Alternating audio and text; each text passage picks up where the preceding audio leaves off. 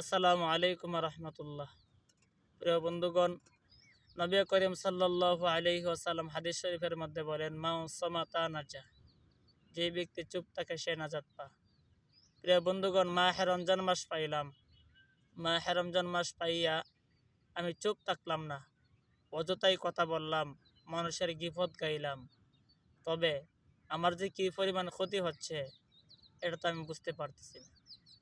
মাহে রমজান মাসে অযথা মানুষের গিফত খাইলাম, কথা কইলাম, কিন্তু আমার রোজা কিন্তু ছিদ্র হয়ে যাচ্ছে, আমার রোজা কিন্তু কমতি হয়ে যাচ্ছে। এই জন্য মাহে রমজান রোজা রাখা অবস্থায় আপনারা বেশি কোরআন তেলাওয়াত করবেন, জিকির আজকার করবেন, এই তাসবিহাতগুলো আদায় করবেন, বেশি পরিমাণে আল্লাহ তাআলার কাছে জান্নাত চাইবেন এবং জাহান্নাম থেকে ফানা চাইবেন।